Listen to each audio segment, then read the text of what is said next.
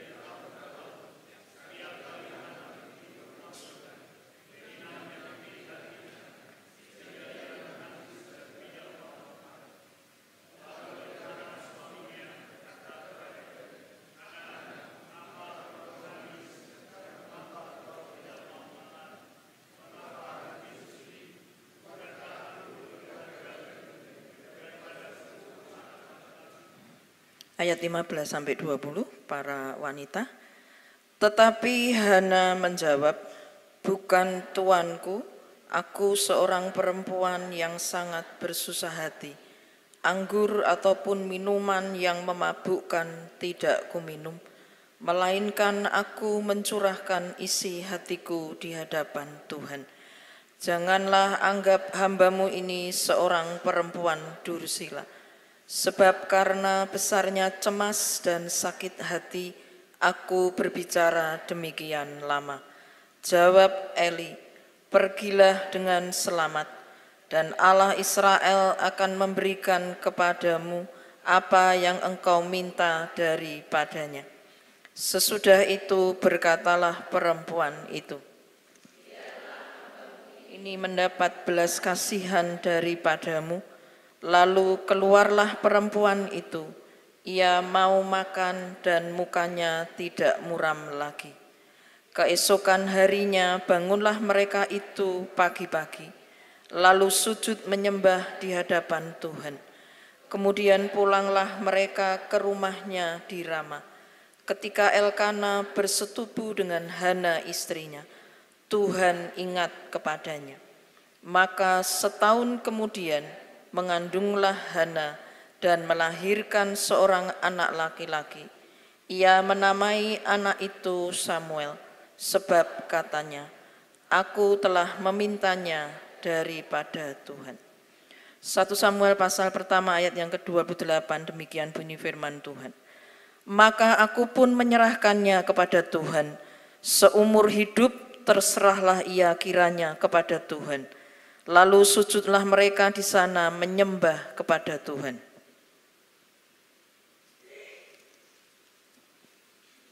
1 Samuel pasal 3 ayat yang ke-19, demikian bunyi firman Tuhan. Dan Samuel makin besar dan Tuhan menyertai dia, dan tidak ada satupun dari firman-Nya itu yang dibiarkannya gugur. Amin. Terima kasih, tolong aku Yude. Mari kita berdoa.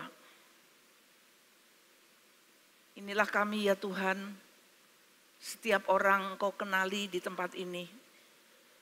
Engkau tahu ya Tuhan keadaan pergumulan setiap pribadi, setiap keluarga, baik orang tua, baik anak, baik sebagai nenek atau kakek, dan keberadaan kami tidak tersembunyi di hadapan Engkau. Kondisi keluarga kami juga tidak tersembunyi di hadapan-Mu. Tuhan, kiranya Engkau berbicara kepada jemaat Tuhan, agar kami boleh mengerti ya Tuhan, apa yang Tuhan mau di dalam kehidupan kami, untuk bisa menjadi selaras dan sejalan dengan Engkau. Urapi kami semua yang ada di lantai 1, 2, dan 3 ini, supaya kami fokus hanya kepada firman Tuhan. Biarlah di dalam nama Tuhan Yesus, segala roh-roh pikiran yang mau menghalangi, menghindarkan kami dari bersekutu dengan firman Tuhan, di dalam nama Yesus kami patahkan itu semua. Supaya tangan kami tidak menyentuh HP kami selama kami beribadah. Setelah kami membaca firman Tuhan, kami fokus memberikan hati dan telinga kami untuk memperhatikan Tuhan. Urapi hamba-Mu yang tidak layak dan tidak mampu ini, oleh kuasa Roh-Mu yang kudus, Roh kebenaran itu, di dalam nama Yesus. Haleluya. Amin. Silakan duduk. Puji Tuhan kalau keluarga jemaat di sini beribadah pada hari ini. Bersyukur juga jikalau ada pasangan-pasangan yang mau menikah atau baru beberapa tahun menjalani pernikahan. Mari kita akan belajar apa yang ada di dalam firman Tuhan tentang keluarga. Karena seringkali orang mendambakan pernikahan itu sebagai sesuatu yang demikian dipikirkan, sebab itu nanti yang akan membawa kebahagiaan kepadaku atau kepada kita. Saya pernah bertanya kepada satu pasangan beberapa tahun yang lalu, apa yang kau inginkan dalam pernikahan ini? Aku mau bahagia. Bahagiamu itu dari siapa? Ya dari pasanganku. Lah, pasanganku nanti mau cari apa? Bahagia juga dari mana? Dari pasanganku juga. Nah, inilah pangkal kekecewaan Bapak, Ibu, dan saudara-saudara. Apakah ada manusia yang begitu baiknya, begitu sesuai ideal dengan apa yang kita dambakan, sehingga dia bisa membahagiakan kita? Nonsen. Jadi jangan pernah berharap bahwa pasangan Anda itulah sumber kebahagiaan hidup saudara. Atau mungkin juga kalau dikatakan apa yang di sumber kebahagiaan itu, banyak hal lain. Setelah memiliki sebuah rumah. Kemudian rumah itu diisi dengan perlengkapan-perlengkapan yang mewah, yang semuanya serba praktis, serba canggih, serba mendukung. Cukupkah itu menjadi sumber kebahagiaan? Ya mungkin sementara Bapak Ibu dan saudara-saudara ketika baru menikmati hal-hal baru yang disiapkan di dalam rumah tangga kita. Tetapi bagaimana dalam perjalanan hidup kita khususnya yang beribadah ini saudara-saudara. Kita menjumpai keluarga Elkana ini, di situ dikatakan tiap tahun mereka itu pergi beribadah dari tempat mereka Ramataim itu ya ke Silo. Perjalanan cukup jauh, mereka juga bersama-sama dengan jemaah yang lain dari satu wilayah mereka ke rumah Tuhan itu beribadah. Mereka membawa korban hewan mereka dari tempat yang jauh supaya nanti di sana disembelih, dipersembahkan sebagai kurban tahunan, kurban syukur, kurban penghapus dosa, kurban keselamatan di hadapan Tuhan, dan mereka tuh sujud tiap tahun, saudara-saudara, melakukan perjalanan yang jauh. Bagus kan? Iya, memang. Di satu sisi itu bagus, saudara-saudara. Itu memang ibadah. Tapi, saudara-saudara, dalam mereka beribadah itu isinya apa? Yang istri kedua itu menyakiti istri tua. Yang suami itu di dalam ayat kedua itu sumber masalah, saudara-saudara. Elkana orang itu mempunyai 2 istri. Nah, bertahun-tahun yang lalu ada orang yang konseling dengan kami dan mengatakan kepada Pak Surya, Pak, di perjanjian lama tuh kan orang boleh poligami toh ya Pak. Kok kayaknya pingin gitu. Ya.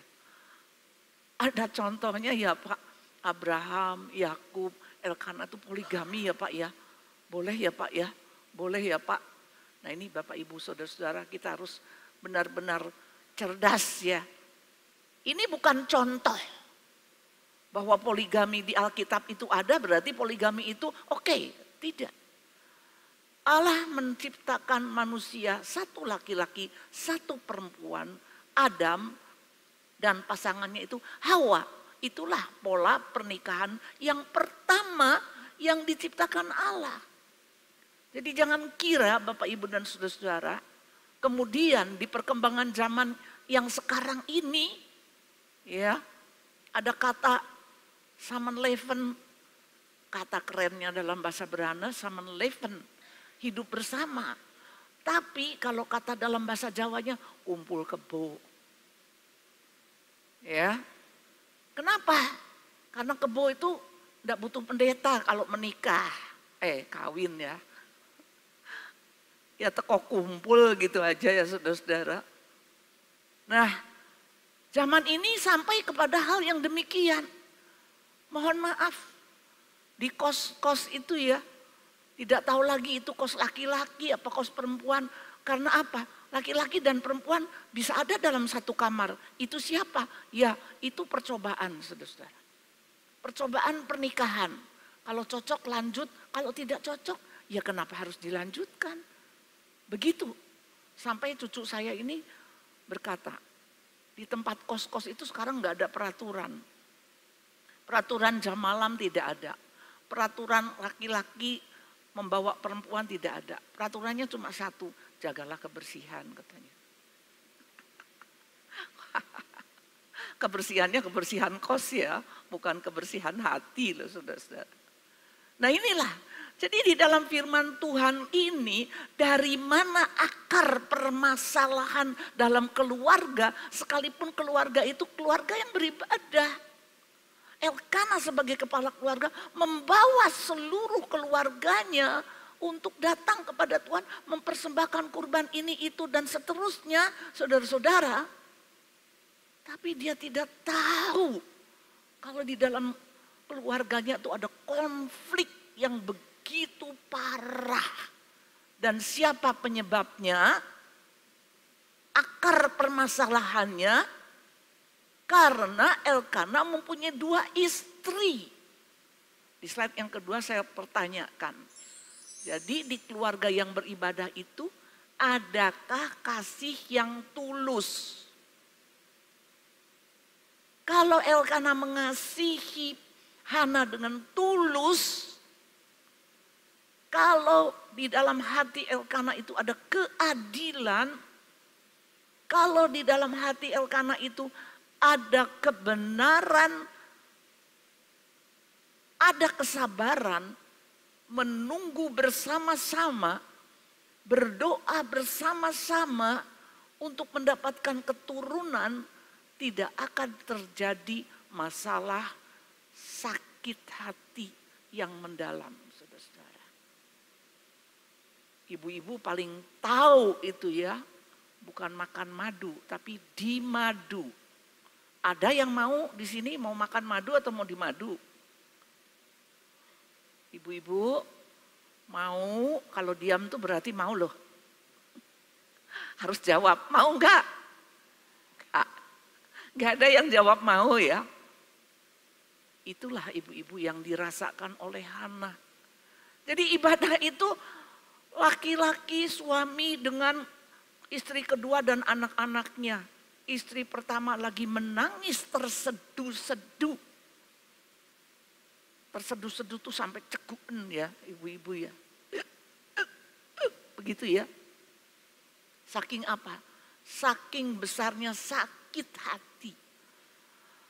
Tapi walaupun demikian, Penina itu terus melancarkan kata-kata yang menyakitkan kepada Hana oleh karena kemandulannya itu sangat berat, ibu-ibu.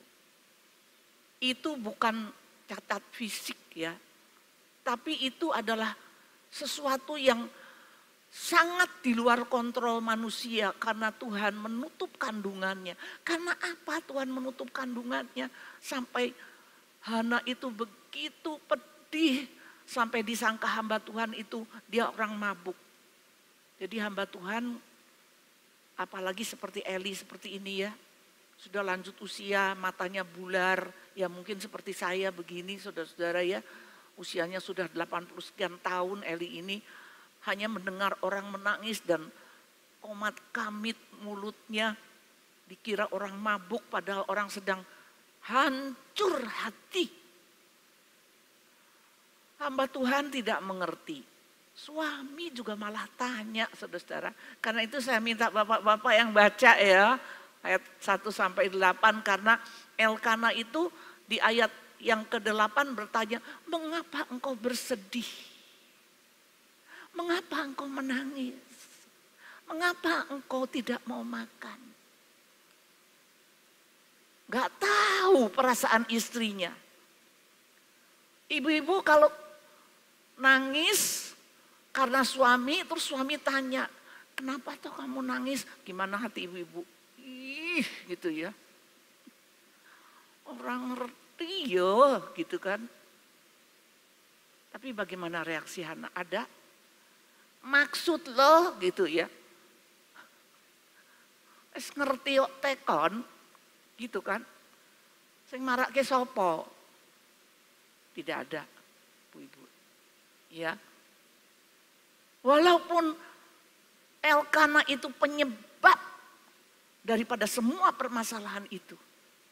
Apa dia tidak dengar? Istri pertama, istri kedua disatukan. Dikira akur. Ya. Tetapi Hana tidak bereaksi negatif baik terhadap Penina madunya itu, baik terhadap Elkana si pembawa masalah itu, Bapak Ibu Saudara. Di slide yang berikutnya, Hana tetap setia beribadah, berdoa sekalipun dengan sengsara dan penuh luka. Di sini ada yang tadi pagi bertengkar, nggak ada ya, puji Tuhan. Kalau ada yang mau perjamuan kudus bertengkar, wes ora situ mangkat. Nggak usah aja. Ya, apalagi mungkin lagi jengkel-jengkelan dengan anak, dengan orang di rumah, ya, sudah berhari-hari, jangan ke gereja, nambah-nambahi dosa, ya, prinsipnya begitu. Apalagi kalau kita sedang ada sesuatu ganjalan dengan siapapun di dalam gereja, prinsipnya ke gereja nambahi dosa.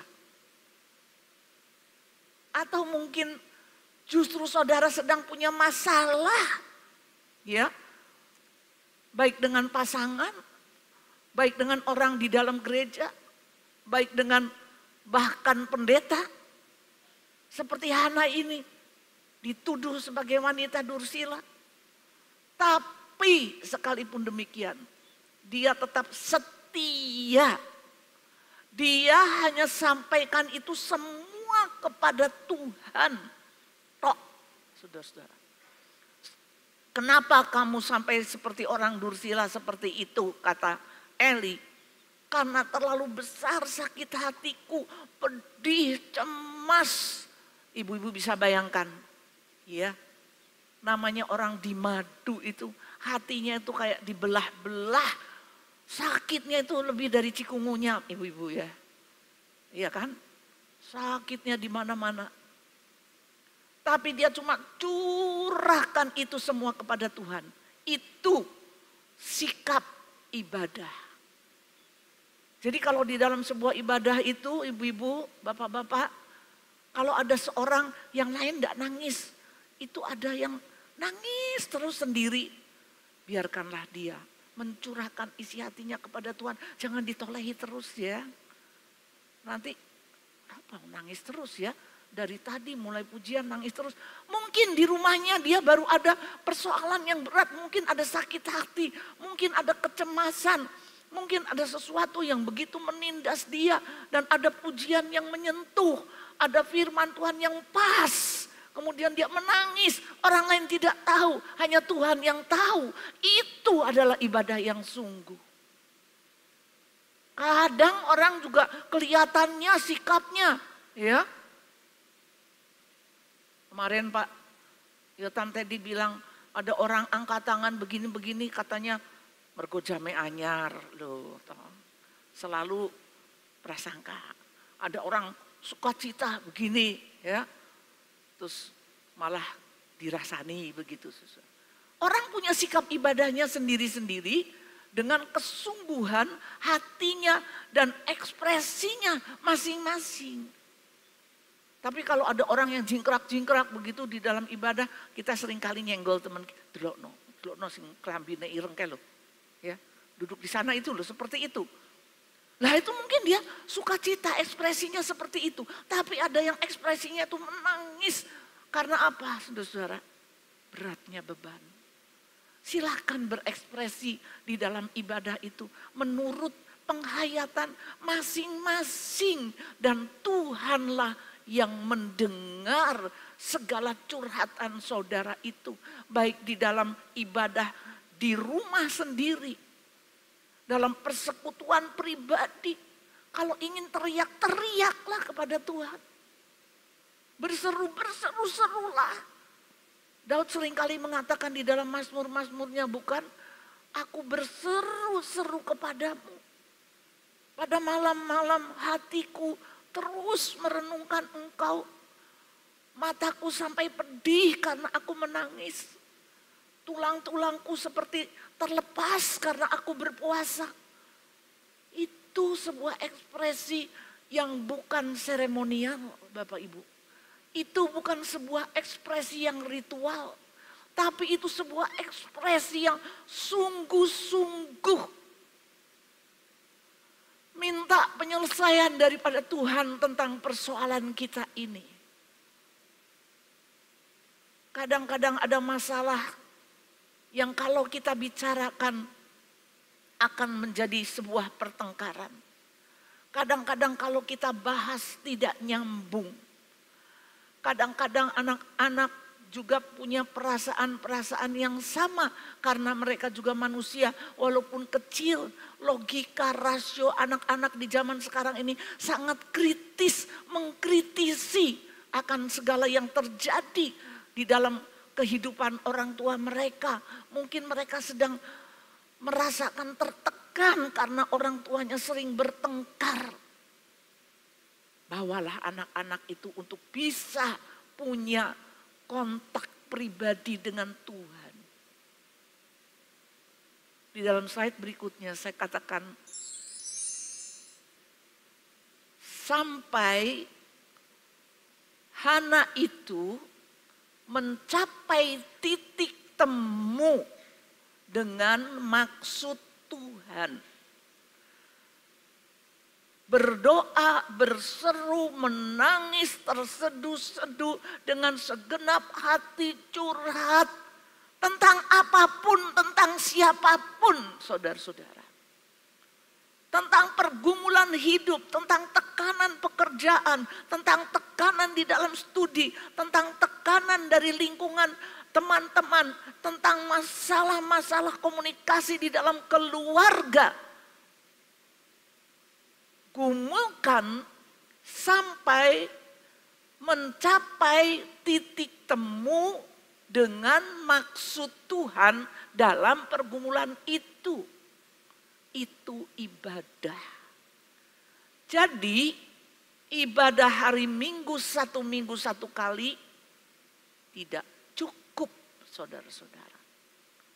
Syukur kalau firman Tuhan itu menjawab. Tetapi kalau saudara ingin mendapat jawaban langsung dari Tuhan, pergumulkan seperti Hana menggumulkan sampai tuntas, tas. Ya. Jangan ngambang kalau berdoa. Jangan gelayur pikirannya kalau berdoa. Jangan tidak fokus sambil mendengarkan notifikasi di HP. Jangan mencar konsentrasinya kalau berdoa. Sampai menemukan titik temu maksud Tuhan. Sehingga ketika dia mendengarkan di ayat 18 kata-kata Eli, kiranya Tuhan mengaruniakan apa yang engkau doakan. Plong, saudara-saudara. Jadi itu belum suatu jawaban yang fix dari Tuhan sendiri. Itu baru dari hamba Tuhan. Baru lampu kuningnya, saudara-saudara. Tetapi rasanya pergumulan itu sudah lepas. Rasanya pergumulan itu sudah selesai, terus dia tidak susah hati lagi, terus dia tidak pedulikan lagi madunya, tidak sebel lagi sama Elkana, terus dia mau makan. Ya. Dan ternyata dalam ayat yang ke-20, ketika dia bersenggama dengan Elkana, Tuhan mengingat dia.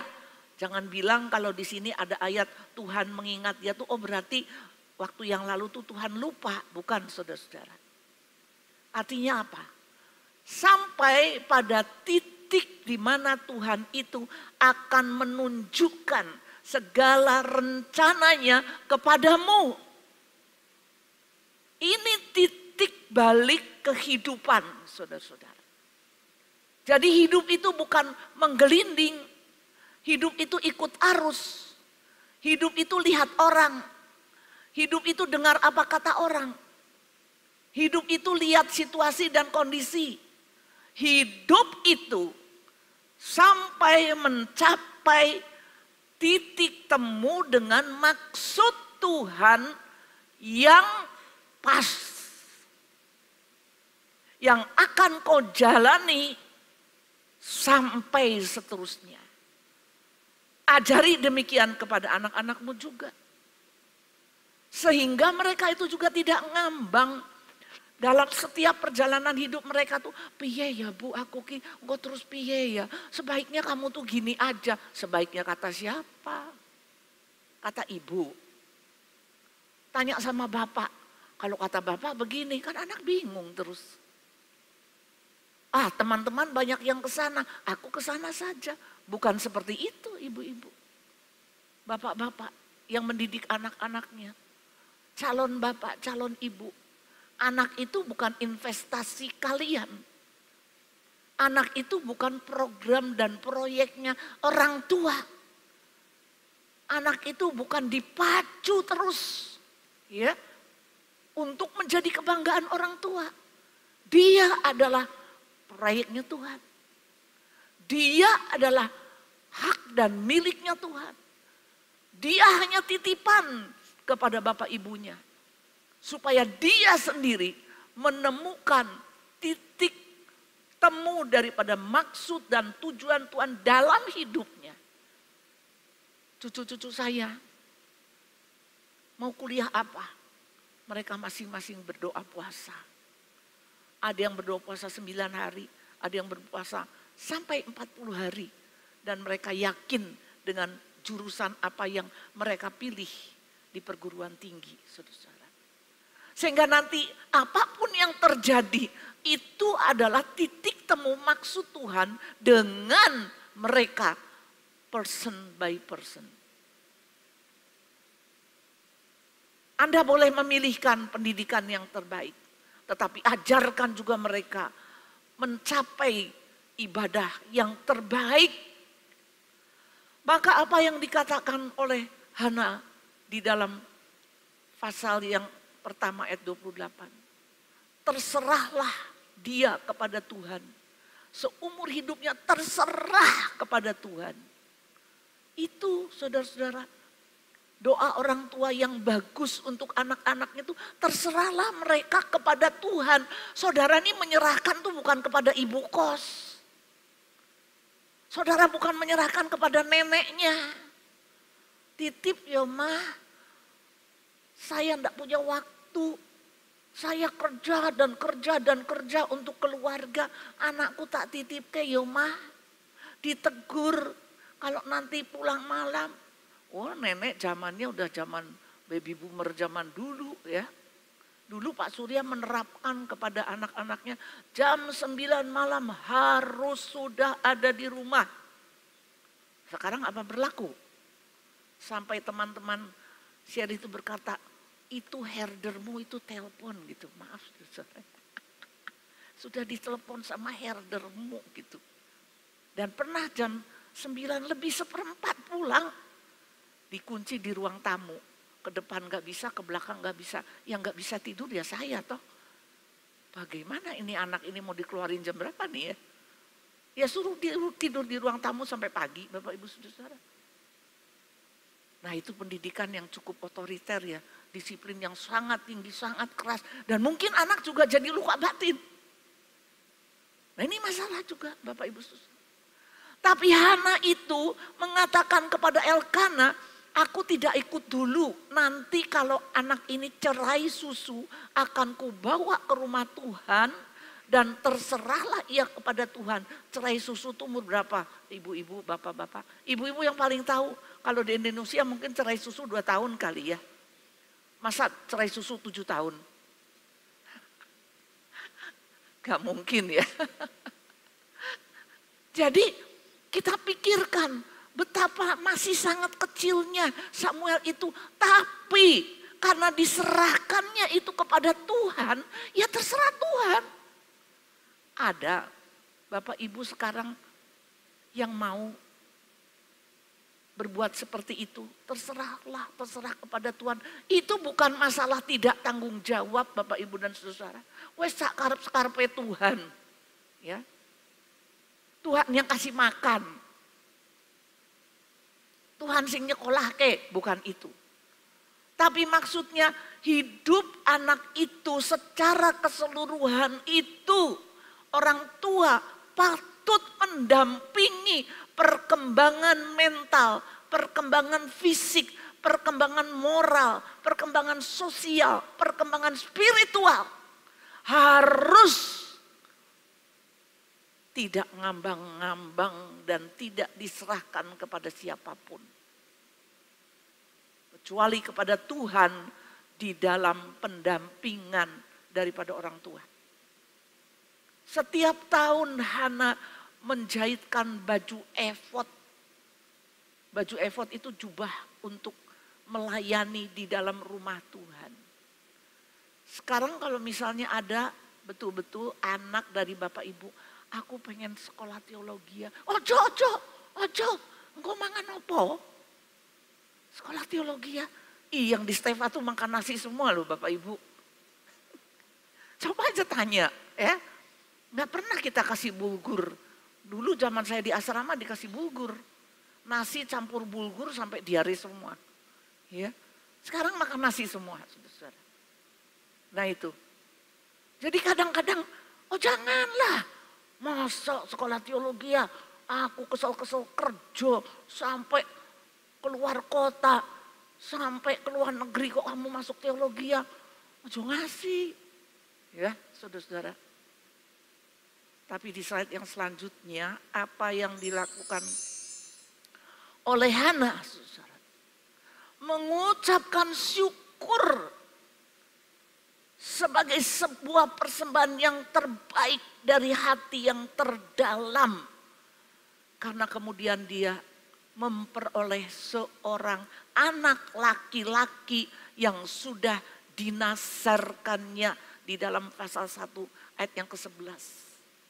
Kalau Tuhan memberikan kepadaku anak laki-laki, westo satu saja akan kupersembahkan. Satu saja dipersembahkan saudara-saudara. 4 aja keleleran. Ya enggak. Seringkali seperti itu. Satu yang diminta, yang terbaik, yang didambakan, yang diharapkan. Waduh kalau kita sekarang punya anak satu, westo semua les kudu dilesi. Piano, olahraga, ya. Kalau dulu zaman dulu kumon, apa? Pokoknya hari penuh dengan les. Ekskul, sekolah, sampai anaknya berat beban mentalnya. Karena apa? Anak satu investasiku. Masa depanku tak gantung ke anakku. Supaya kamu jadi orang sukses, supaya nanti papa mama kalau tua ada yang memelihara. Begitukah pola kita, saudara-saudara? Ini zamannya begitu. Tetapi apakah itu sumber kebahagiaan? Istrikah? Suamikah? Anakkah? Pekerjaankah? Jabatankah? No, saudara-saudara. Tuhan sendiri. Kalau saudara sudah mencapai titik sejalan, jalannya dengan Tuhan itu, menjadikan Samuel itu seperti apa? Itu adalah karena hasil pergumulan panjang. Saudara dengarkan di dalam ayat yang pertama, setiap tahun. Di dalam ayat yang ke-6, bertahun-tahun.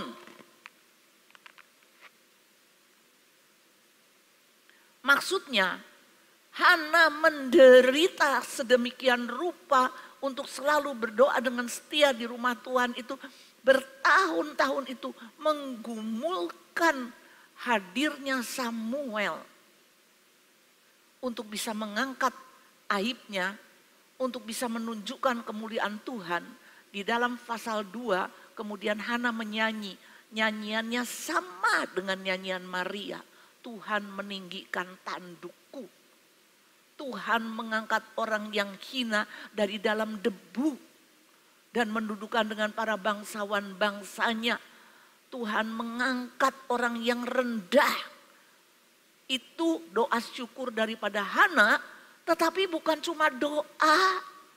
Bukan cuma based on ucapan syukur Bapak Ibu, anaknya betul-betul diserahkan kepada Tuhan. Dan apa yang terjadi dengan anaknya? Bahwa dia dipersiapkan Tuhan untuk menggantikan Eli dan anak-anaknya yang sudah begitu rusak di dalam pelayanan mereka. Ini yang tidak diketahui oleh pikiran manusia. Ketika bertahun-tahun Hana sakit hati, Hana bergumul, Hana mencurahkan isi hatinya kepada Tuhan. Sepertinya Tuhan membisu, Tuhan sedang mempersiapkan sebuah generasi baru yang akan menggantikan Imam Eli yang sudah tua dan tidak pernah menegur anak-anaknya yang dursila, durjono, pendeta Durno, ya saudara-saudara. Dan Tuhan mengangkat Samuel sebagai nabi. Dan dia dipercaya firman Tuhan dan dikatakan firman Tuhan yang dipercayakan kepada Samuel tidak ada satupun yang gugur. Artinya dia menjadi seorang yang begitu cermat, hamba Tuhan yang begitu akurat, hamba Tuhan yang bisa dipercaya, hamba Tuhan yang menjadi terang bagi bangsa, hamba Tuhan yang benar-benar hidupnya dipersembahkan untuk bangsa. Itu yang Hana tidak tahu. Itu hasil daripada cucuran air matanya, Bapak Ibu dan Saudara. Ia mempersembahkan yang terbaik bagi Tuhan dan itulah sumber kebahagiaan. Jadi hidupmu yang bertahun-tahun, puluhan tahun sudah hampir mencapai 30, 40, 50. Apa yang sudah kau persembahkan kepada Tuhan? Apa yang di dalam keluargamu itu menjadi yang terbaik yang kau persembahkan untuk Tuhan? Itulah sebuah kebahagiaan yang sejati, yang tidak akan mengecewakan. Samuel hidup di dalam 2 periode raja, hampir sekitar 50-60an tahun dari Saul sampai Daud, menjadi pendamping raja dan menjadi pelihat yang benar-benar cermat menjalani kehendak Tuhan. Itulah pengorbanan seorang ibu, Bapak Ibu dan Saudara. Seorang tua, sama seperti Maria, dipakai untuk alat agar anaknya ini menjadi kurban sempurna bagi manusia. Dan itu kebahagiaan kita. Karena ada orang tua yang tahu mempersembahkan hidupnya, yang tahu menanamkan nilai-nilai spiritual, nilai-nilai kerohanian, nilai-nilai persekutuan dan hubungan dengan Tuhan yang menjadi titik tolak, titik balik dalam kehidupan ini untuk menemukan sumber kebahagiaan hidup yang sesungguhnya. Mari kita masuk di dalam persekutuan yang sejati dengan tubuh dan darah Tuhan, yang akan membuat pikiran kita kudus, yang akan membuat hati kita terang cemerlang untuk mengerti kehendak Tuhan. Tuhan tidak mau berhutang.